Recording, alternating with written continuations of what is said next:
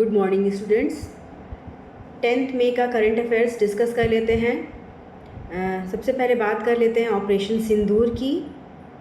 Operation सिंदूर भारतीय सेना द्वारा पाकिस्तान के अगेंस्ट चलाया गया है और इसके तहत पाकिस्तान के टेरिटरी में जो बहुत सारे टेररिस्ट कैंप्स थे उन पे इंडियन आर्मी ने अटैक किया और उन्हें ध्वस्त किया और उसमें बहुत करीब 100 के लगभग टेररिस्ट जो हैं वो किल हुए हैं। और अगर हम बात कर लें तो फिर इसी के रिटेलिएशंस में पाकिस्तान की तरफ से बहुत सारे ड्रोन्स इंडिया की तरफ भेजे गए थे और उन्हें भी डिस्ट्रॉय कर दिया गया है इंडियन आर्मी के द्वारा। और इसके अलावा जो BSF है उन्होंने बताया है कि जो आतंकवादी हैं वो वहाँ पे फायरिंग कर रहे थे और उसी में वो घुसने की कोशिश कर रहे थे इंडियन बॉर्डर पे, तो उन्हें भी मार गिराया गया। करीब 7 आतंकवादी जो हैं वो इन्फिल्ट्रेशन का अटेम्प्ट कर रहे थे, उन्हें LOC पर जम्मू में मार गिराया गया है। और इसके अलावा अगर हम बात करें तो पाकिस्तान की तरफ से जो फायरिंग की गई है उसमें कई सारे सिविलियंस मारे गए हैं। और प्रधानमंत्री जी ने जो है वो हाई लेवल सिक्योरिटी मीटिंग की जिसमें सारा जो भी सिचुएशन थी इसको डिस्कस किया गया है। तो ये ऑपरेशन सिंदूर से रिलेटेड 10th मई का सारा न्यूज़ इम्पॉर्टेंट जो था। फिर अगर हम बात कर लें यूपी की, तो यूपी के जो CM हैं उन्होंने वर्ल्ड बैंक के साथ मिलके, वर्ल्ड बैंक के प्रेसिडेंट अजय बंगा लखनऊ आए हुए थे, तो उन्होंने 2 इनिशिएटिव्स को लॉन्च किया जो है UP एग्रीज और AI प्रज्ञा।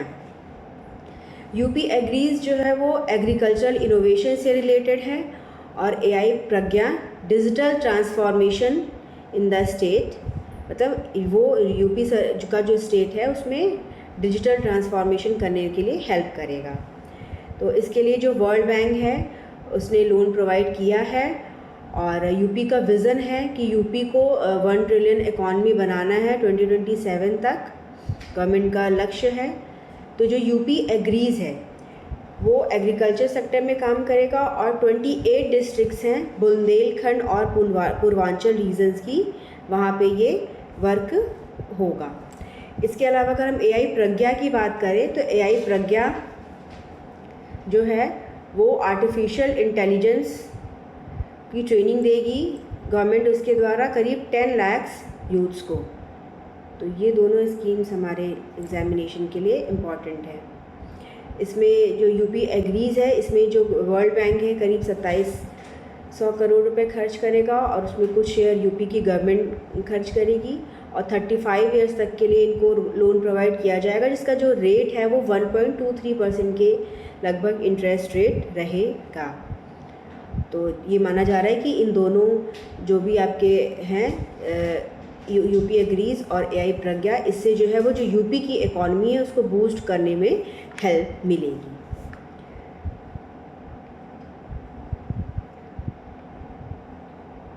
फिर हैदराबाद में 72nd मिस वर्ल्ड पेजेंट का स्टार्ट हो गया।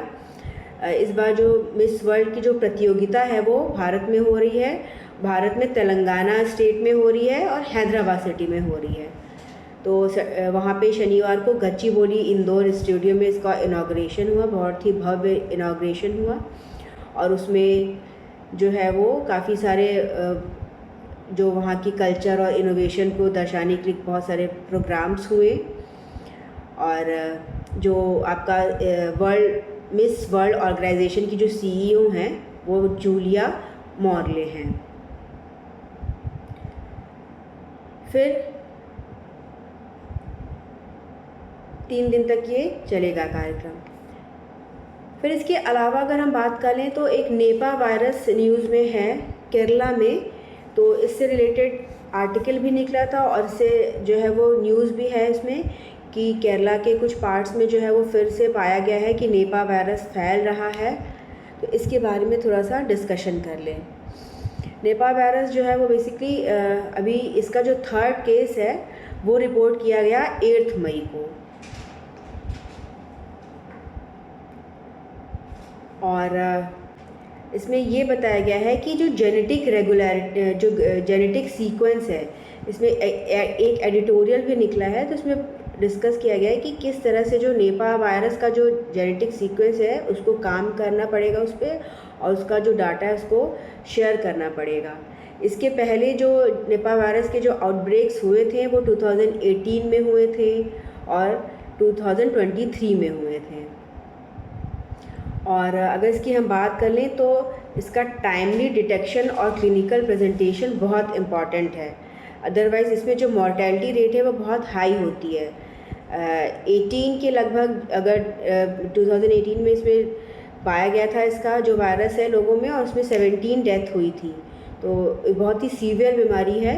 और इसका जो ये है, जो बैट्स होते हैं, फ्रूट बैट्स होते हैं, वो एक करियर का काम करते हैं, तो उनके द्वारा ये फैलता है। तो इसके बारे में भी जो है वो इन्फॉर्मेशन बताना बहुत ही इम्पॉर्टेंट है। तो अगर इसकी हम बात कर लें तो इसका जो नेचुरल होस्ट है वो बैट है, ये इम्पॉर्टेंट है निपा वायरस का। और केरला में जो है वो इसके केसेस दर्ज किए गए हैं, ज़्यादातर ये वहीं पे हो रहा है, वहाँ जो बनाना प्लांटेशन होता है वहाँ से इनका थोड़ा सा फैलते हैं ये। तो ये भी हमारे एग्ज़ाम के लिए काफ़ी इम्पॉर्टेंट न्यूज़ है। फिर अगर हम डिस्कस कर लें तो एक इम्पॉर्टेंट न्यूज़ थी कि जैन पिलग्रिमेज साइट से रिलेटेड झारखंड में पारसनाथ हिल्स हैं, तो वहाँ पे जो सरकार है, सरकार ने बोला था कि यहाँ पे किसी भी तरह की कोई भी किलिंग वगैरह नहीं होगी, क्योंकि वो जैन जो है धर्म उस पर अगेंस्ट माना जाता है। और वहाँ का जो लोकल जो ट्राइब है, जो वहाँ पे है, संथाल कम्युनिटी रहती है, तो फिर सेंट्रल गवर्नमेंट ने रोक लगा दी। उसके बाद वो हाई कोर्ट गए, तो हाई कोर्ट ने भी कहा है कि जो भी सेंट्रल गवर्नमेंट के द्वारा रिस्ट्रिक्शंस लगाए गए हैं प्रोटेक्ट करने के लिए जो जैन पिलग्रिमेज साइट है, और वो एक इको सेंसिटिव जोन भी है, तो हाई कोर्ट ने भी कहा। लेकिन जो वहाँ ट्राइबल कम्युनिटी है उन्होंने कहा है कि नहीं, हम जो है वो अपना जो हमारी जो सिंबॉलिक हंटिंग की जो प्रथा है ये बहुत सालों से चली आ रही है, सेंचुरीज़ ओल्ड पुरानी है, और हम इसको करेंगे। तो वहाँ पे एक थोड़ा सा टेंस सिचुएशन बना हुआ है। जो वहाँ का जो फॉरेस्ट है जहाँ पे ये है हिल्स, उसको कहते हैं मारांग बुरू फॉरेस्ट। और यहाँ पे जो संथाल लोग हैं ये पूरा नाइट स्पेंड करते हैं फॉरेस्ट में हंटिंग करते हुए, और इसके अलावा ये वहाँ पे उनके जो भी कम्युनिटी के रिलेटेड इश्यूज़ होते हैं वो उसको डिस्कस करते हैं और सॉर्ट आउट करते हैं। तो उनका है कि ये हमारा चूँकि ट्रेडिशनल एक चला आ रहा है, तो हम इसको आगे भी कंटिन्यू रखेंगे। तो अब देखना होगा कि इसमें फिर फर्दर क्या रिपोर्ट्स आती हैं। फिर अगर हम बात कर लें तो हिंदू में एडिटोरियल निकला था, न्यूट्रिशन सेंसिटिव फूड सिस्टम को लेके बात करी गई है कि कैसे जो है हमारा जो प्रेजेंट का फूड सिस्टम है उसको हमें आगे बढ़ाना है। उसमें बात कही गई है कि ग्लोबल हंगर इंडेक्स की बात कही गई। ग्लोबल हंगर इंडेक्स 2024 में जो इंडिया की रैंक है वो 105 थी आउट ऑफ 127 कंट्रीज़।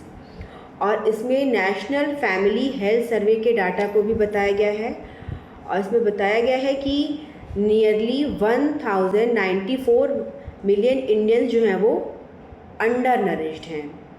इसमें चिल्ड्रंस की बात कही गई है कि 35.5% स्टंटेड हैं, 32% के लगभग अंडर वेट है, और 19.3% जो है वो वेस्टिंग पतलेपन की समस्या से ग्रसित हैं। फिर इसके अलावा जो अगर अंडर न्यूट्रिशन तो है ही प्रॉब्लम, ओवरवेट और ओबिसिटी की भी प्रॉब्लम है। और बताया गया है कि 24% ऑफ वुमेन और 22.9% ऑफ मेन जो हैं वो ओबिसिटी से और ओवरवेट की समस्या से परेशान हैं। फिर अगर बात कर ली जाए फीमेल्स की, तो 57% फीमेल्स जो हैं जो कि रिप्रोडक्टिव एज की हैं वो एनीमिक हैं। और इसके तो ये एक हिडन हंगर का काम करता है, तो इसके बारे में डिस्कस किया गया है। फिर बताया गया कि हमें कैसे स्ट्रैटेजी तैयार करनी चाहिए ताकि जो माल न्यूट्रिशन की प्रॉब्लम है और जो ओवरवेट ओबेसिटी की प्रॉब्लम है उसको कम्प्लीटली ख़त्म किया जा सके, उस पर प्रभावकारी कार्य किए जा सके। इसके अलावा से बताया गया है कि कैसे प्राइमरी लेवल पे गवर्नमेंट जो है वो जो फोर्टिफाइड मील्स प्रोवाइड करती है वो हेल्प कर सकते हैं इन समस्याओं से फ़ाइट करने के लिए, और कैसे जो है वो जो प्राइमरी लेवल एजुकेशन होती है उसमें अगर प्रॉपर वर्क हो तो इन सब जो इश्यूज़ हैं उनको टैकल किया जा सकता है। फिर जो एक सबसे इम्पॉर्टेंट न्यूज़ थी वो आईएमएफ को लेके भी एक काफ़ी इम्पॉर्टेंट न्यूज़ थी कि जो आईएमएफ है उसने जो पाकिस्तान है उसका लोन क्लियर कर दिया गया। तो इंडिया ये नहीं चाह रहा था कि पाकिस्तान का जो लोन है वो सैंक्शन हो सके, और इंडिया ने अपना जो है वो विरोध दर्ज कराया। इंडिया वोटिंग से एब्सटेन कर गया, मतलब वोटिंग नहीं किया इंडिया ने। भारत हमेशा कहता आया है कि जो भी फंड्स जो हैं वो पाकिस्तान को दिए जाते हैं उसका वो जो यूज़ है वो डेवलपमेंट वर्क्स के लिए ना करके टेररिस्ट ऑर्गेनाइजेशंस को बढ़ावा देने के लिए और टेररिस्ट एक्टिविटीज़ को स्पेशली इंडिया के अगेंस्ट करने के लिए यूज़ करता है। लेकिन आईएमएफ ने अपनी एक्सटेंडेड फंड फैसिलिटी और रिजिलियंस एंड सस्टेनेबिलिटी फैसिलिटी के थ्रू जो है वो पाकिस्तान को लोन प्रोवाइड किया। इसमें जो है वो करीब $1 बिलियन का लोन जो है वो पाकिस्तान को दिया गया है, और तो इसीलिए भारत का कहना था कि ये पूरा जो फंड है ये क्रॉस बॉर्डर टेररिज्म को बढ़ावा देने के लिए यूज़ कर रहा होता है, तो इसलिए इंडिया इसके अगेंस्ट था। लेकिन फिर चूँकि इन्होंने वोट नहीं दिया तो ये जो आपका फंडिंग का जो था वो क्लियर हो गया। फिर अगर हम बात करें तो रशिया में 9 मई को वर्ल्ड वॉर 2 का विक्ट्री डे परेड हुआ है, वहाँ पे विक्ट्री डे सेलिब्रेट किया गया, और बहुत सारे कंट्रीज़ के जो हेड हैं, चीफ्स हैं, वो रशिया गए हुए हैं, करीब 20 कंट्रीज़ के। चाइना के जिनपिंग भी वहाँ पे गए हैं, और वहाँ पे फिर रशिया ने कहा है कि जिस तरह से हमने वर्ल्ड वॉर 2 के बाद 2 में जो है वो जर्मनी को हराया, उसी तरह यूक्रेन को भी हम जो है वो जो फाइट चल रही है 2023 से, तो हम इन्हें भी जो है वो हराएंगे 22 से। और जो वहाँ की जो प्रेसिडेंट है जो पुतिन हैं, उन्होंने वहाँ की जो सेना है उसको काफ़ी वो कहा कि आप बहुत अच्छा काम कर रहे हैं, और इसमें जो है वो सेलिब्रेशन सारे हुए हैं। भारत की तरफ से जो भारत के जो रक्षा राज्य मंत्री हैं उन्होंने भारत का प्रतिनिधित्व किया है, क्योंकि प्रधानमंत्री मोदी जी और रक्षा मंत्री अपने अलग कार्यों में व्यस्त थे। फिर अगर हम बात कर लें तो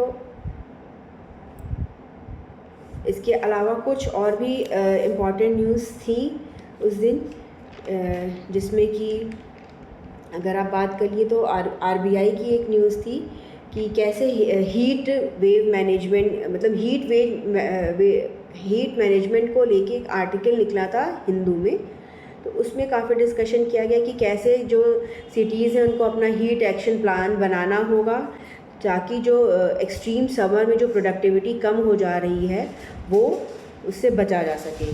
तो आरबीआई की एक 2024 की रिपोर्ट है, उसमें आरबीआई ने बताया था कि ऑलमोस्ट 4.5% जो इंडिया का जो जीडीपी है उसका लॉस होता है।